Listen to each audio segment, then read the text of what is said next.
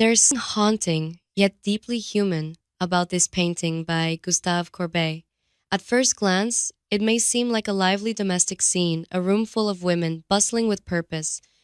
Some are folding linens, others preparing flowers, while a few gather around a seated girl, helping her with what appears to be a bridal garment. But as you take a closer look, the atmosphere darkens. The title itself tells us what our eyes slowly begin to suspect. This is not a wedding preparation, it's a death ritual. The girl at the center is not a bride, she is a lifeless body, being lovingly prepared for burial. This painting, titled Dressing the Dead Girl, or more cryptically, Dressing the Bride, is one of Courbet's lesser known but most emotionally powerful works. It was painted in the mid 19th century, during a time when death, especially of the young, was a tragically common part of life. Infant mortality was high, disease could strike without warning, and communities had their own rituals to mourn, honor, and preserve dignity.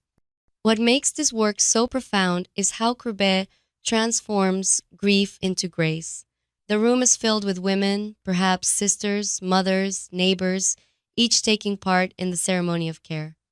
There's no panic or hysteria here, only solemn, quiet compassion. The girl in white is handled gently, her head supported, her feet bathed. Another woman cradles a basin, pouring water over a cloth. In the far corner, others arrange flowers, symbols of purity and farewell.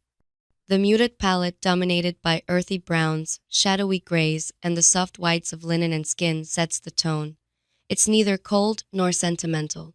It's real, raw, honest. The walls are cracked, the furniture is sparse. This is not a scene of wealth, but of community. And yet, there is an undeniable beauty in the scene, a poetic stillness.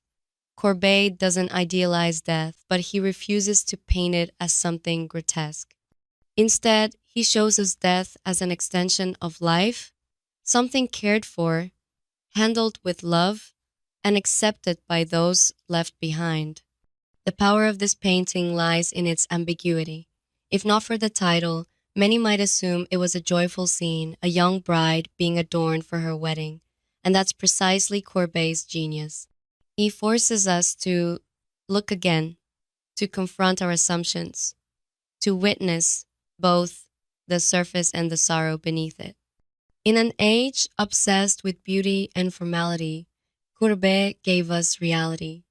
And in this quiet moment, surrounded by women performing one last act of devotion, we are reminded that dignity, tenderness, and human connection persist even in the face of death.